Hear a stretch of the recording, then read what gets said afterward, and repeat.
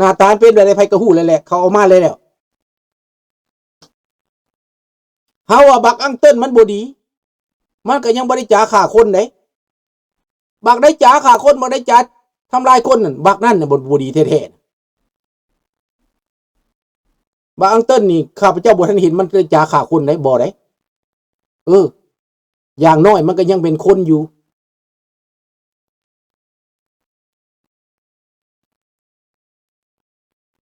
บักเพชรขี้เหล้าก็ยังบ่ได้เห็นจ๋าฆ่าคนยังคืออยู่มันเสือความเสือของมัน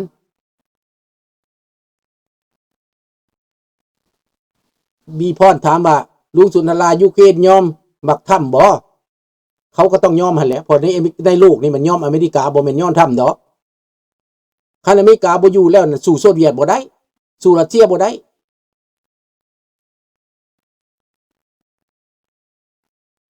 หน้าตามันคือแนวนี้บ่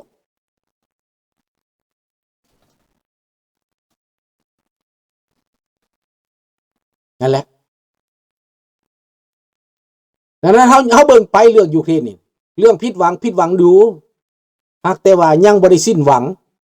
เพราะว่าเซเลนสกี้ก็ยังมีทางเลือกอยู่ยุโรปก็ให้เงินยังให้อาวุธทหารยูเครนเขายังบ่ได้ยอม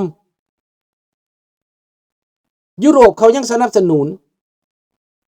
อันเขาพร้อมถ้ำนี่เขาอยากเบิ่งถ้ำว่าถ้ำสิเฮ็ดหยัง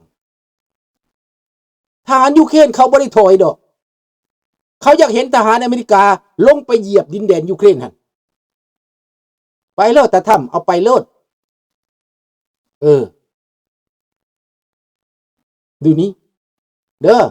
บ่ต้องห่วงเรื่องนี้นะ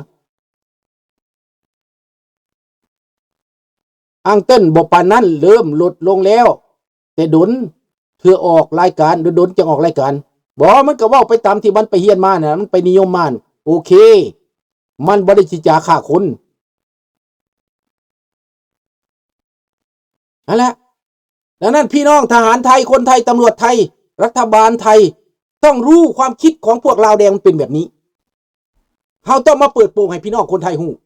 ให้ทหารไทยฮู้นี่เป็นแบบนี้พี่น้องเขานี่เป็นคนธรรมดาบ่มีปืนบ่มีอาวุธต้องการประชาธิปไตยมันสิมาฆ่ามาแกงเฮาก็ให้คนไทยรู้จักว่ามันไม่เป็นธรรม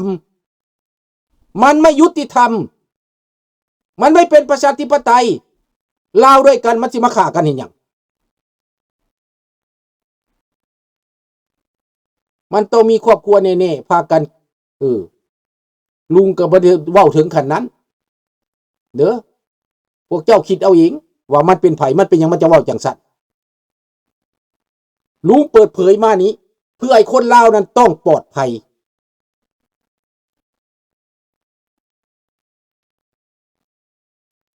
เฮาบ่รู้จักว่ามันเป็นแก้วหรือเป็นไผอย่างน้อยมันก็เป็นหมาพานของแก้วหั่นแหล้วคันมันเป็นบ่เป็นหมาพานของแก้วมันสิฆ่าคนได้วะคนเฮานี่น่ะ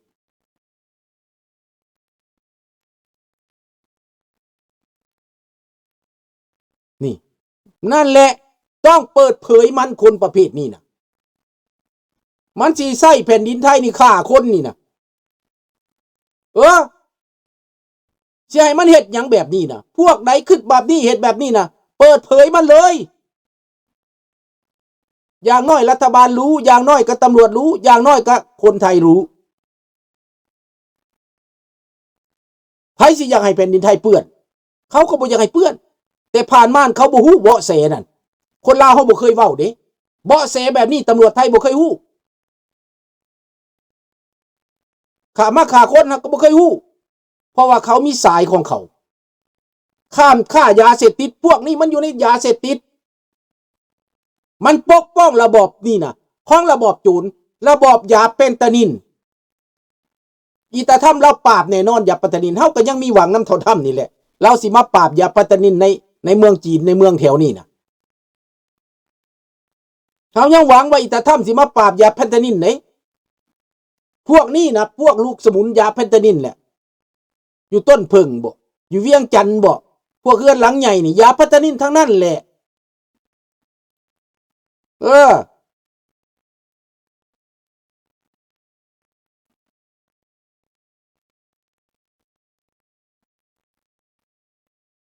ดังนั้นแหละพี่น้องเฮาก็หวังแนวนั้นแต่ต้องเปิดเผยคนที่บ่ดีคนที่ฆ่าสิแกงคนลาวด้วยกันนี่มันมีหยังสิมาฆ่าเขาก็เว้าความจริงไฟใหม่เขาก็เว้าความจริงรัฐบาลเฮ็ดบ่ดีผู้ใดเว้าหยังเพิ่นสิฆ่าเบิดอะเดี๋ยวนี้นะมีแต่เพิ่นเฮ็ดถูกผู้เดียวโลกนี่เขาสิเชื่อเขาสิเอานำวะอเมริกาสิเอาเงินไปให้เพิ่นโลกนี่เอาเงินไปให้เพิ่นฆ่าคนซั่นบ่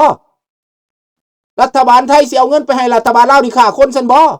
เขาบ่ให้เด้นั่นเด้เขาให้ไปช่วยคนเด้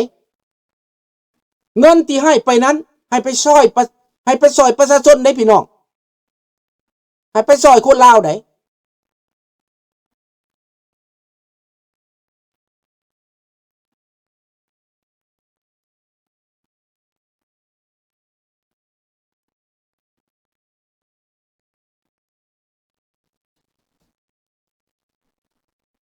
เรื่องที่ว่ายูเครนเสียดินแดนบ่อาจจะบ่เสียก็ได้พี่น้องอาจจะบ่เสียก็ได้มือหนึ่งบักโปรตีนตายไปนะเขาก็ยังทวงคืนได้อยู่ดินแดนหั่นน่ะเพราะมันเป็นดินแดนญาติแย่นถ้าพี่ต้องเข้าใจว่าตอนนี้นะคนอยู่ในโดเนตลูฮันน่ะนะเขาเกลียดชังรัสเซียกว่าแต่ก่อนแล้วเดี๋ยวนี้นะเขาจำเป็นต้องไปตายแทนรัสเซียคนอยู่แถวนั้นตายเกือบหมดผู้ชายนะผู้ชายโดเนตลูฮันตายเกือบหมดเด้มันเอาไปเป็นทหารตายแทนมันหมดถึงแม้มันจะตกไปดินแดนรัสเซียนะคนแถวนั้นเขาอาจจะบ่ยอมเขาเห็นแล้วเขาเห็นความสั่วแล้วบักหัวหน้าที่เป็นกบฏนะที่ต่อต้านยูเครนนั่น 2-3 คนตายไปแล้วมันส่งเขาแนวหน้าให้ตายแทนมันหมดกลายเป็นหมาพานตายให้มันไปล่าเนื้อให้มันแล้วมันฆ่าทิ่มบักปูตีนนี่โหดได้โหดเด้อพี่น้อง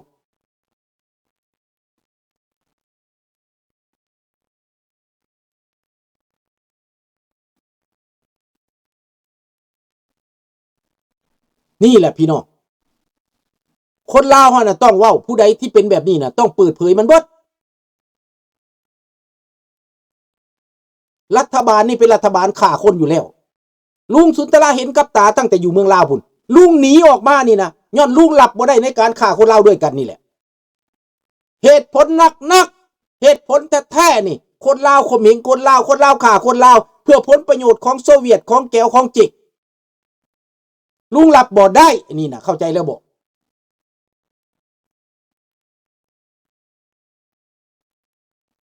ว่าตอนลุงอยู่มันบ่ได้ฆ่าเงียบเด้มันบ่มักผู้ใดมันไปจับผูกศอกมาโลดเด้เห็นบ่ล่ะดานาบักโปรตีนตายไปเนี่ยนะรัสเซียก็เป็นไปเรื่องใหม่เขารอท่าแต่บักโปรตีนตายอีก10 ปีไปบ่ฮอด10 ปีดอกยูเครนน่ะต้องรอดไว้ก่อน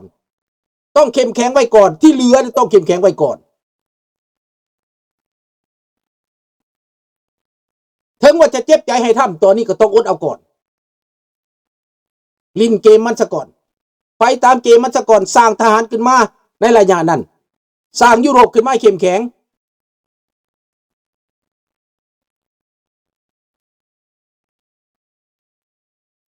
นะถ้าไม่รู้กับความจริงก็นี่แหละลุงนี่เป็นคนเห็นความจริงทั้งหมดน่ะตั้งแต่เกิดมานี่นะ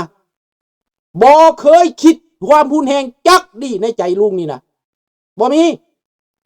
ต้องการแต่ความเป็นธรรมความยุติธรรมศีลธรรมสัจธรรมต้องการเท่านี้เกิดมาเป็นมนุษย์อยากเป็นคนดีบ่อยากเป็นคนชั่วบ่อยากเป็นคนโหดบ่อยากเป็นคนเลวแต่มันบังคับเรานะบางครั้งนะเราอาจคิดนะลุงตัดสินใจหลายครั้งว่าเอามันซะบ่แต่ต้องแนมเห็นหน้าลูกหน้าเมียไว้ก่อนเห็นครอบครัวก่อนมองอนาคตก่อนอดทนนะลูกหัวใจมันไว้อย่าเป็นเหยื่อของความรุนแรงนะลุงบอกตัวเองนะอย่าให้ความรุนแรงมันพาไปนะนี่คือมนุษย์คนหนึ่งที่จะกระทำได้ที่จะคิดได้ที่จะปฏิบัติได้ เอาหลักศีลห้าเอาหลักธรรมมาลูบหัวใจเอาไว้เจ็บก็อดขนาดสากปืนเขาลำกล้องแล้วนะลุงก็ยังถอยเอาปืนเขาลำกล้องเลยจัดการมาแล้วจัดการตัวเองนี่นะขึ้นเลยได้แต่ไม่ใช่ทางเลือกนะไม่ใช่ทางดีของมนุษย์นะพ่อแม่เราให้เกิดมานี้ให้เป็นคนนะไม่ได้ให้เป็นผีเป็นมารนะนี่และคนที่ฟังอยู่นี่คิดยังไงครับต้องอดกั้นไว้สู้เพื่อชีวิตสู้เพื่อครอบครัวตั้งใจจะมาต่อสู้กับคอมมิวนิสต์ในดินไทยลุงนี่นะไม่อยากจะหนีไปประเทศที่สามกูไม่ยอมแต่เป็นไปไม่ได้มันเป็นไปไม่ได้มันแคบลงแค่นี้มันเป็นไปไม่ได้ต้องหนีไปก่อนเอาครอบครัวหนีไปสร้างครอบครัวให้อยู่ปลอดภัยก่อนแล้วจงมาต่อว่าต่อขานคืนทีหลังแม่ลามอดบ่ได้ดอกถ้าบ่อดลูกเจ้าดีเมียเจ้าดีลูกยังน้อยๆ3 คนนะลูกก็ต้องถึกพ่อตายปะแม่ก็ต้องถึกเขาเอาไปข่มขืนเอาไปเป็นเมียน้อยลูกก็ต้องเป็นหมูเป็นหมาขึ้นเบิ้งมาชีวิตของลูกนี่บ่ธรรมดาเด้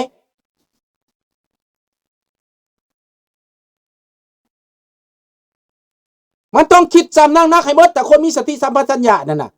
ในสถานการณ์นั้นคนคิดอย่างไร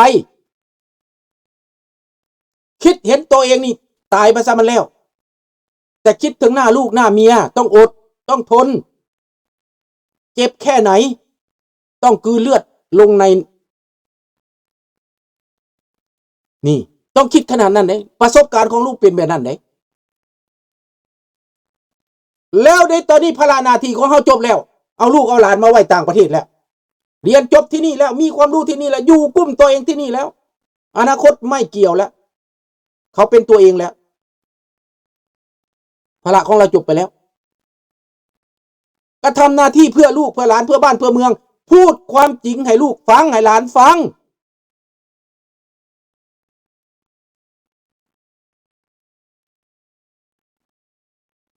นี่แหละพี่น้องและลูกหลานในประเทศนั่นคิดบังดูขนาดลุงก็ยังเจอมาขนาดนี้แล้วนะลูกหลานในประเทศต้องเจอกับสภาพความทุกข์ยากลำบากเจอกับเหตุการณ์ทุกมื้อทุกวันนี่นะกับระบอบการปกครองที่เป็นโจรเป็นมารนี่นะ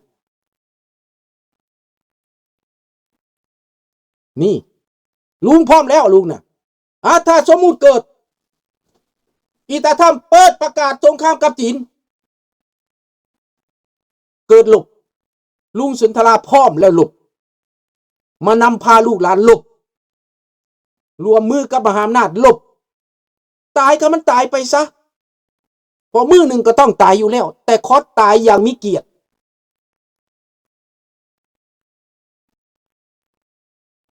เพื่อวันข้างหน้าน้องธนพรถ้าจะเอาการลบแบบคือหมู่ของลุงเนี่ยนะมากับปืนปั๊บข้ามน้ำคลองไปต่อสู้ทิ้งลูกทิ้งเมียไปลุงก็อยากข้ามไปเหมือนเพื่อนตอนนั้นอายุ20 กว่าไม่ได้เกรงอะไรนะไม่กลัวอะไรนะมีแค่ดาบก็ยังสู้นะความเจ็บปวดนี่มันอดไม่ไหวหรอกงูเพื่อนของลุงทำแบบนั้นแต่สุดท้ายเมียก็ต้องระกำลำบากระหกระเหิน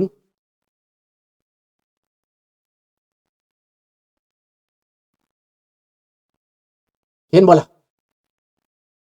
จักไปใส่ลูกก็ได้เมียก็ได้เมียก็ยังหนุ่มๆลูกก็ยังน้อยๆยังเด็กๆยังอุ้มลูกอยู่ข้ามไปต่อสู้สุดท้ายแล้วเขาก็หายตัวไปบ่เห็นเท่าเดียวนี้บ่ได้ข่าวเท่าเดียวนี้เห็นบ่อยากได้ความยุติธรรมมาแล้วอันนั้นก็ได้แต่มันบ่ถึงเวลามันบ่ถึงเวลามันบ่มีเหตุการณ์น้ำบ่บกปลาก็บ่ได้กินหมด